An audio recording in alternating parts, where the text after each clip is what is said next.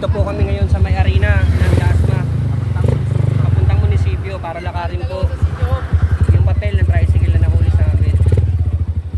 Unfair lang po, ayun lang po masakit kasi kung kailan lumalabang ka ng patas, doon ka pa ho nila uhulihin. Double parking mo dyan, sir.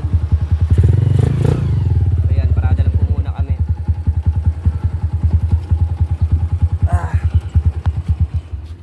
Basahan niya.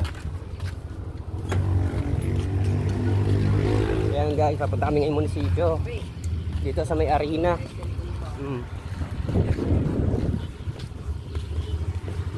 Grabe init.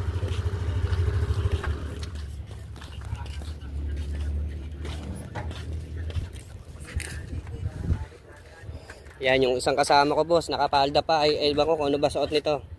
Pamabayan, sa jowa niya. Yung short.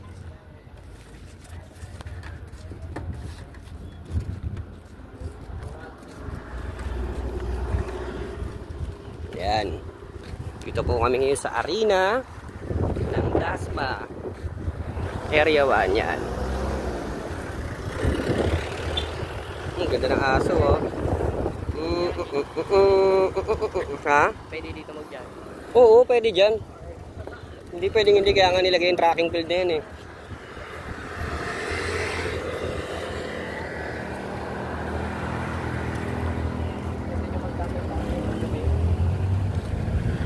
Ang importante may nailabas kang pera kasi kung wala, aabutin ka na kay Kuya Sadik, gago. Susuntukin ka na talaga yan, bad trip yan. Ngayon kung kulang, Butang ko pa to. Butang ko pa Gago to sa boy. akin. Promise boy. Wala dyan pinairam na motor na yung barako. Ay ano, yung Marlboro. Hindi ba? Ikaw lang pinairam nun. sa akin pinapabiyahe yun, hindi ko pinabiyahe. Gawa nung una nga, hindi ko pa talaga kabisado. Paano Yan. Sabi mo pinaparking mo na yung Oh, tricycle dun sa dato. Wala talagang Wala utak. ako nito, ga. Maliw, hindi mo naintindihan yung sinabi ko. Pre, nahuli ka, di ba sabi mo? Nahuli ka rin pala, pre. Sabi ko, hindi, pinaparada ko lang sa TRU, TRU yung tricycle kasi wala maparadaan dito sa dato. Hindi niya ako naintindihan pala, Ron. May padlock mo muna yung motor. Ha?